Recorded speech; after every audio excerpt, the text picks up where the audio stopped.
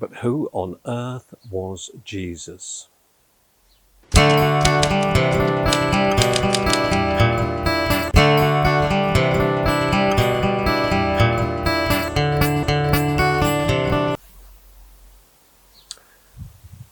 If you saw a previous video in this series about the Trinity, you'll know some of the answers to the question about who Jesus was, or indeed is. For many Christians, it goes on. The challenge is that if you're studying about Christianity, Jesus can seem a very confusing figure.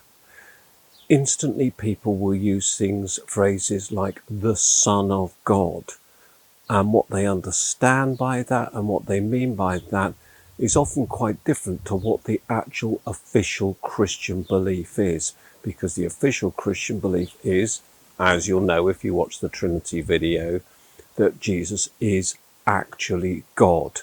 And the fact that Jesus is called the Son of God is merely describing his relationship within that Trinity that is God. Now, this can seem at best confusing and at worst a complete paradox, something which almost seems like a contradiction within it, because how can a human being be God, first of all, and secondly, how can Jesus have qualities, the qualities that God has, and still carry on doing the things that he's supposed to have done, the most important of which, of course, is to die? The last 200 years have been many books written about this, starting with writers like David Strauss and Ernest Renan in the 19th century, who very controversially started to question about whether any of the supernatural events associated with Jesus were actually true. Now, this video isn't about salvation, which is obviously the main belief of why Jesus came. It's really much more trying to focus on the nature of Jesus being both God and a human being.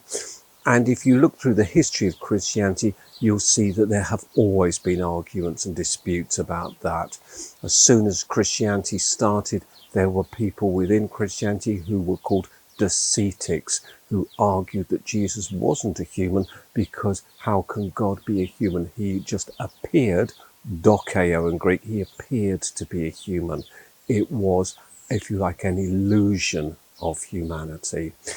Others have gone on to say, well, he may have been a human, but he wasn't really then a proper God in the sense that God the Father is. And we might call that subordinationism, which is the technical word for that, and was certainly very important in a form of Christianity which was known as Arianism, where Jesus was described as a created being, created by God, and was only called God because God the Father chose to give him that title. So he was, if you like, a lesser being.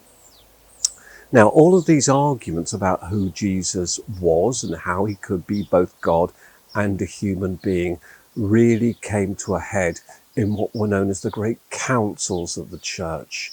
And there were two that are significant and are worth remembering about in historical terms. The first was the Great Council of Constantinople in 381.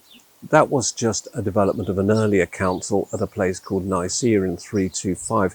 But what they did was they tried to say that Jesus was both fully God and fully human. And they didn't really go into great detail about how that actually worked, because obviously it's confusing about how that actually works. And that came later at something called the Council of Chalcedon. And in Chalcedon, the Chalcedonian definition was one which set out the way in which Jesus could be both a God and a human, fully divine. Now, the actual explanation of that is confusing at best, unless you're some profound theologian, and even then you're likely to run into all sorts of problems. Did he, for example, give up all godlike powers? Well, he must have done, mustn't he? Because he died.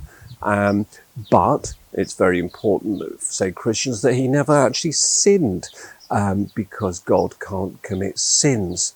But on the other hand, we are aware that Jesus made mistakes in his life, and there were human emotions that came in, and they don't seem very God-like.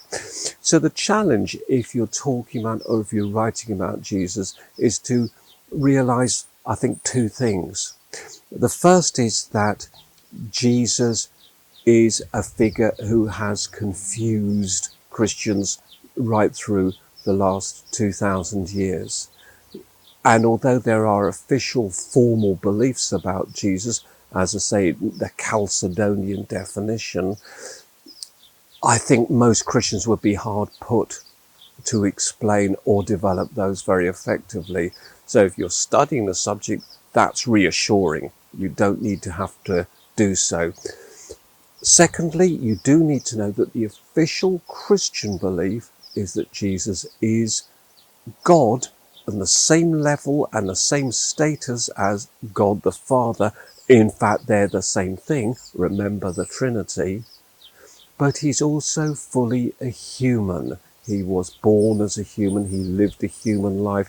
And although not sinning in the sense that other humans might do so, he was capable of human emotions and human feelings. That can all seem very confusing, can't it? I hope you found that at least vaguely helpful in terms of unpacking it. Remember to like the video, remember to subscribe to the channel, remember to recommend the channel to others. Take care. Good to see you. Goodbye.